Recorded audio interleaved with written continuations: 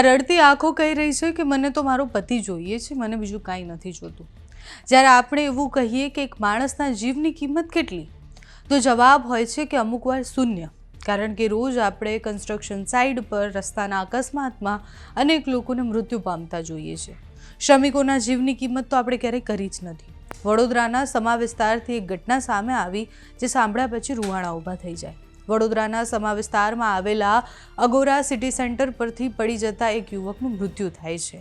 Agora city સેન્ટરમાં લિફ્ટમાં મેન્ટેનન્સનું કામ કરતા કર્મચારીનું કામ કરતી વખતે 17મા માળથી લિફ્ટમાં પડી જતા કમકમાટીભર્યું મૃત્યુ થાય છે. પતિના મોતની ઘટના સાંભળ્યા પછી પત્ની તરત જ આઘાતમાં જતી રહે છે. જેમ જ ત્યાં પહોંચે છે એનો આક્રંદ, એની પીડા એની આંખોમાં દેખાય છે. મને મારો પતિ જોઈએ છે, મને બીજું કશું જ નથી જોતું, એ વાત એ મહિલા કરી રહી છે.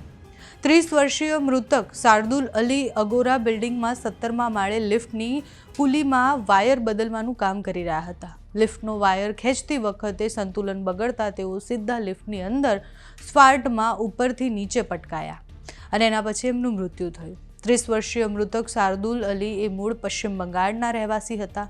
છેલ્લા 5 વર્ષથી અહીંયા કામ કરતા હતા અને 8 મહિના પહેલાં જ એમના લગ્ન થયા હતા. એટલે આ જે પત્ની રડી રહી છે એ 8 મહિના પહેલાં જ અહીંયા આવી હતી. વડોદરામાં આવ્યા એના પછી બંનેનું સંસાર સારી રીતના ચાલતું હતું. અચાનકથી પોતાના પતિના મૃત્યુના સમાચાર સાંભળ્યા પછી પત્ની પોતાને રોકી નથી શકતા. એ કહે છે કે અમે ઈદમાં તો હજી હમણાં ઘરે જવાના હતા, એની પહેલાં જ મારા પતિનું મૃત્યુ થઈ ગયું. જો કે આના પછી તંત્ર પર અનેક સવાલો થાય છે કે એમના સિક્યોરિટી માટે કેમ કશું જ નહોતું આપવામાં આવ્યું. જ્યારે આપણે આવી ઘટનાઓ જોઈએ ત્યારે આપણને એવું થાય કે કામ કરતો માણસ જે હોય છે એના જીવની કિંમત અને એની સુરક્ષા માટે કોઈ જ નથી વિચારતું. આપણે રોજ એવા અનેક શ્રમિકો કન્સ્ટ્રક્શન સાઇટ પર જોઈએ છે જે સુરક્ષાના અભાવના કારણે મૃત્યુ પામે છે. અને આ પહેલી ઘટના નહોતી. આ એ જ જગ્યાની આ 7 દિવસની બીજી ઘટના છે.